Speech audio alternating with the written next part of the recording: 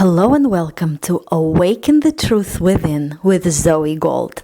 Well, today is my 50th episode of Awaken the Truth Within podcast. I started it only a couple of months ago, and today is a celebration. So we got to the 50th episode, and thank you for listening. Now, the reason why I even created this podcast was to provide you with resources that you can utilize on a daily basis for free. So it is available to anybody. These resources that can truly help you focus and refocus towards what's truly benefiting you.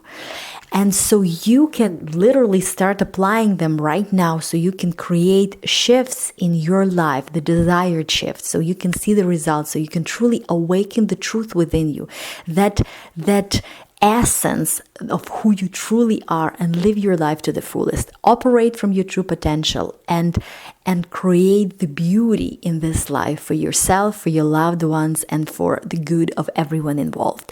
Now, I wanted to do, and that's what I've been doing up until now, and that's what I'm planning to do. It's not just, some talk, and I'm not doing it for, advertisement or marketing where I strategically plan what will bring me the most views or the more downloads or anything like that. I look at what actually is something that prevents you from getting where you want to go. What is it that I can give you as tool, as a resource, as an idea that actually works, that I've gathered through more than 15 years of work and experience with myself, and also more than 7 years working with my clients and one-on-one, and learning from the best mentors of the world and developing it to even higher levels. So you can literally use it. And the resources that I'm providing you in this podcast, it is something that I could easily be charging a lot of money. This is stuff that I'm sharing with my one-on-one clients. This is the stuff that I teach at my high-end events. These are the things that actually work and that can actually transform the quality of your life and your results for good. So this is not just, another podcast or another show or another way of entertaining yourself, even though it sometimes can be entertaining and fun, right? And without fun, life has to be fun. It's this beautiful game of life that has to be fun. But it is actually, I'm giving you the collection of resources that if you utilize, they can literally bring great desired shift and changes in your life. So that's the purpose of this podcast, is to awaken that deep knowledge within you about who you really are, about where you want to go, about how you want your life to be, about what is it that makes your heart sing, what is it that makes you tick. So this is the reason why I'm creating it, and I'm looking forward to sharing more tools, technology, the best technology strategies that actually truly work. So today, in today's podcast, what I want to talk about is how, first of all, you can use fear or negative emotions towards propelling yourself to where you want to go. And also how you can even go beyond that, because that's good in the beginning, could be a good strategy, but then it won't get you very far. Now, if we talk about a fear of unwanted, if a person has, let's say, an acute need for something, or if the person is afraid that if they're not going to act or do or create this change, nothing will happen, or it will somehow create more instability or more unpleasant situation in their life. In many cases, a person can take that fear, can take those negative emotions and actually turn it into a fuel for why they actually want to do whatever they want to do and achieve whatever they want to achieve. So it can push them. Right? And that's why when you look at this, you can use it. And it's always what is must for you that you will achieve, not what you should. So that's why when you ask yourself why I want it, why I want to get there, why I want this relationship, why I want this business, why I want this income, it can create that inner drive within you. And with why, question why, it could also, you can go to what is it going to cost me to create that leverage that will also, like, what is it going to cost me if I don't get there? What is it going to cost me, my family, my life, my whatever, right? And also another thing could be with this why is the positive aspect of it. Who do I become when I achieve it? How is it going to make me feel? How is it going to influence other people in my life? So it's playing with both in order to get this leverage so it can actually push you. So you can utilize fear of unwanted and this acute need to start moving towards where you want to go. Now, here, while it could be a good starting point, it won't lead you far. So as soon as you started moving, if you started moving from that fear or acute need, you gotta shift the focus and refocus towards wanted, that aspect of why do I want it, and wanted aspect of this goal or this thing that you want. Because fear will always lead you to protectiveness from unwanted outcome, therefore your focus will go towards unwanted outcome. And where your focus goes, energy flows. And when you communicate that this way with unwanted, because of fear, because the desire to avoid unwanted outcome, you will be focusing on that. And when you communicate with unwanted, whether with your thoughts or with your emotions and feelings, and you focus on it and you look at it, that's basically where you're going to go, and it will lead you to lack of actually having what you want. So there should be a point where if you started with that, that either fear or that negativity or unwanted situation where you actually want to get rid of in your life or avoid, so that made you move forward towards your goal, shift towards that positive aspect where you truly operate from the freedom of being your true self, from true love that is within you, because love is the basic building block of everything. It's that ease, like lightheartedness, and that way you will be focusing, because there is no attachment to a particular outcome. When there is fear, there is attachment to a particular outcome, because a person is afraid of this particular thing. They don't want this particular thing to happen, so they're attached to wanted outcome, and they're pushing against unwanted. In this case, when you're truly free and you love and you know what you want, and you go from that inner alignment and that inner inspiration, you will focus on wanted automatically. And when you focus on wanted, because nothing else is taking your attention, because you are not afraid, you don't need to protect yourself from anything. When you focus on wanted, you create, and you can have actually what you want. So that's the beauty of it. And now another example that I wanted to give you is with students. Let's say students who want to study, let's say, a foreign language, or let's say if the immigrants came to some foreign country and there is a need for studying a language. Now, I was an ESL teacher, right? And I worked with different students who wanted to improve their language skills for a while, right? So here, and that's where my love for teaching comes from there, helping people to better whatever they wanted, and particularly those skills. And then later on, I understood that while I was also researching for more than 15 years and traveling all over the world, the personal development and self-mastery and psychology, that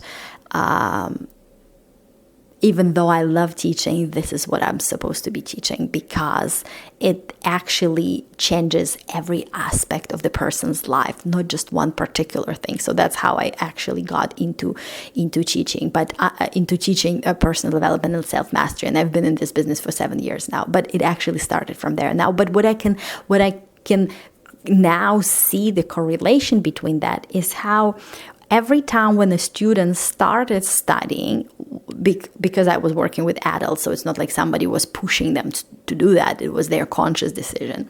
So I was teaching adults, not kids, right? So every time when the person actually started learning the language, there was some kind of need, some kind of push, either fear or acute need for something. And these were the students who actually sticked, who were doing their homework, who stayed for a couple of months, maybe 6, 7, 8 months, depending on their level, depending on what they wanted. Because there was need, or maybe because there was fear, or there was some kind of course, desire there as well. But there was also this negative thing, like if I don't do this, I will not pass my test or my exam. If I don't do this, I won't be able to study in the college. If I don't do this, I will not be able to find a job, etc. So there was some kind of acute need. So these were the students who actually stayed for a while. Now, another category of students, and again, there were different cases, so I don't really want to generalize, but I could see the habitual pattern or common pattern that was actually happening there. So the students who actually didn't have this acute need or maybe even fear, because they didn't need to work for some reason, because they were pretty well off, or they were not the provider for the family, or they came from abundant background, or maybe they even had already had a job where they didn't really need the skills for the language, right? They were working with people who also spoke their native language, so there was no need for that. And in their families, with their friends, they spoke their native language, so they didn't need that. They didn't have that fear or that uncomfortable feeling or that negative thing that was pushing them, or that acute need. They didn't need that. Those were the students who stayed the least amount of time. They stayed maybe for a couple of weeks. Some of them learned the language for a couple of months, and then they had long breaks, and then they came back. Some of them came back for some reason. Some of them didn't. Like, they had a desire to improve the language and speak better, but it wasn't that like a need that I really needed, like with people who, if I don't do this, I won't get a job, I won't be able to provide for my family, or if I don't do this, I won't pass the test, like this person won't stay in the country, or something like that, right? So at one point, that's really good, that you can use that fear or that negative unwanted thing to push you and propel you forward. But here is a third category that I also noticed. These were the people who actually didn't need to study the language. They were already more than well off. They had their own businesses. Their families were okay. They were settled. They could live very fulfilled, beautiful. Like, they were traveling all over the world, very beautiful, fulfilled life without studying the language even for a day. They would be fine in a new country, and even their language skill was so much higher than the two categories that I mentioned before, right? It was so much higher. They were very comfortable, and they could, like, if they never spend another second studying the language, they'll be fine with the language, with the level of comfort they feel in the country, with their business, with their income, with anything. But these were the people who actually stayed the longest, and they learned and learned and learned and learned the language. And now the question is why? That was happening because not something from the outside, like the fear or negative circumstances or acute need, was pushing them towards doing something, but because there was an inner drive and a desire, a deep desire of their heart that was pulling them towards bigger, towards better, towards growth. And this was at the level of identity that I need to grow to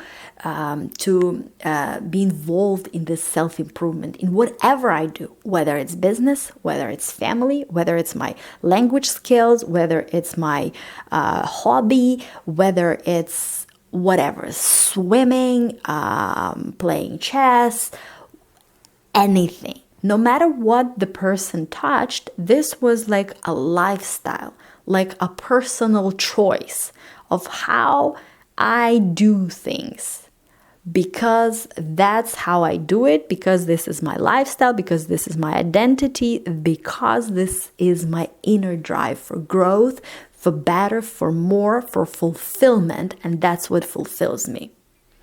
And it is this desire for wanted, for better, and focus on solution, focus on wanted, focus on creating bigger and better in their life. That's what actually created a lot of success in their business, a lot of fulfillment in their life, a lot of great achievements, beautiful families. And it also influenced such small or maybe large or important things as learning the languages or learning some other arts or crafts or anything else. So it is that understanding that fear and focusing on unwanted and trying to avoid something or prevent something can be leverage in the beginning, but you won't go very far. You need to find your inner drive. You need to find something that will be pulling you, and your focus should be on desire, on the solution.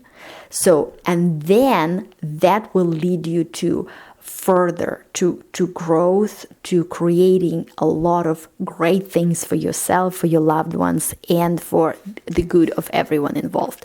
Now, what I would like to read you here is this excerpt from Napoleon Hill's book, Think and Grow Rich, and it's called Self-Confidence Formula. So this is the formula that you could be reading every day or listening to it, like if you record it on your phone or something, or you can write it on a piece of paper and even sign it and read it every day to yourself.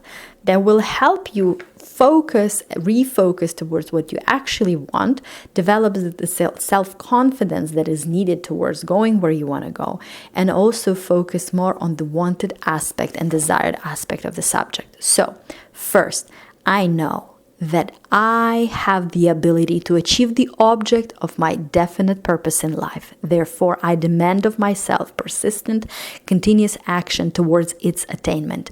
And I here and now promise to render such action. Second, I realize the dominant thoughts of my mind will eventually reproduce themselves in outward physical action and gradually transform themselves into physical reality. Therefore, I will concentrate my thoughts for 30 minutes daily upon the task of thinking of the person I intend to become, thereby creating in my mind a clear mental picture of that person. Third, I know through the principle of autosuggestion, any desire that I persistently hold in my mind will eventually seek expression through some practical means of attaining the object back of it.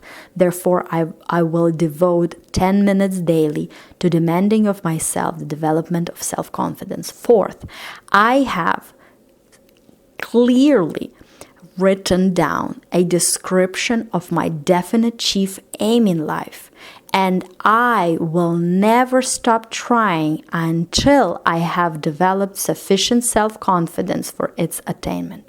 Fifth, I fully realize that no wealth or position can long endure unless built upon truth and justice. Therefore, I will engage in no transaction which does not benefit all whom it affects.